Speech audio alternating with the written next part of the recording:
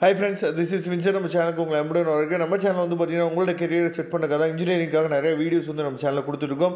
ரெகுலராக நம்ம சேனலை ஃபாலோ பண்ணிங்க அப்படின்னாவே நீங்கள் நல்லபடியாக மார்க் ஸ்கோர் பண்ணுறதுக்கு நம்ம சேனல் வந்து கண்டிப்பாக உதவும்.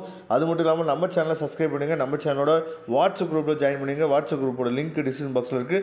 ஓகே ஃப்ரெண்ட்ஸ், ரொம்ப ஒரு முக்கியமான வீடியோ. அதாவது என்னன்னு சொல்லி பார்த்தீங்கன்னா M2 பேப்பர் இருக்குது பாருங்கள். அதாவது statistics and numerical methods paper இருக்குல்ல, MA 3251 அந்த பேப்பரோட ஒரு மாடல் கொஸ்டின் மாதிரி நம்ம என்ன போதும் இந்த பேப்பரை நம்ம பார்க்கலாம். அதாவது ஏப்ரல் மே 2022 கேட்ட கொஸ்டின் இது, சரியா? அதனால் இதை நீங்கள் என்ன பண்ணலான்னு பார்த்தீங்கன்னா, அதாவது இது வரைக்கும் நீங்கள் ப்ரிப்பேர் பண்ணிட்டு இருப்பீங்க, சரியா? அப்போ எந்த கொஸ்டின்ஸ்லாம் வந்து நமக்கு இது வரைக்கும் செமஸ்டர் எக்ஸாமில் கேட்டிருக்காங்க அப்படிங்கிறத நம்ம பார்க்கலாம். அதே மாதிரி இந்த கொஸ்டின் பேப்பர் உங்களுக்கு கேட்டாங்க அப்படின்னா உங்களால் எவ்வளோ மார்க் வந்து ஸ்கோர் பண்ண முடியும் அப்படிங்கிறது நீங்கள் என்ன பண்ணலாம், கமெண்ட் பாக்ஸில் சொல்லலாம், சரியா?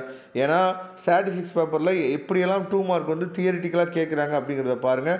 டிஃபைன், அதாவது critical value of the value of a test statistics. அதுக்கப்புறம் வந்து பார்த்தீங்கன்னா what you mean by degree of freedom, சரியா?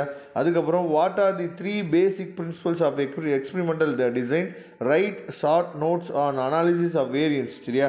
Compare randomised block design over Latin square design, சரியா?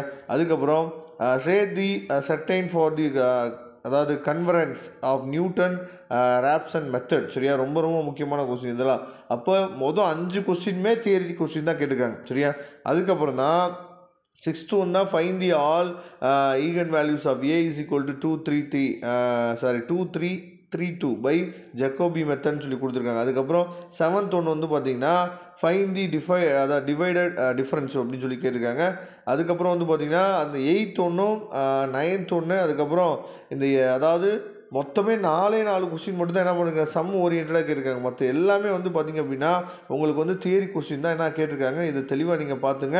அப்போ ஸ்டாட்டிஸ்டிக்ஸ் அண்ட் நியூமரிக்கல் மெத்தடில் தியரி பார்ட் வந்து 2 மார்க்கில் அதிகமாக கேட்குறதுக்கு வாய்ப்புகள் இருக்குது அப்படிங்கிறத கொஞ்சம் தெளிவாக நீங்கள் பார்த்துங்க, சரியா?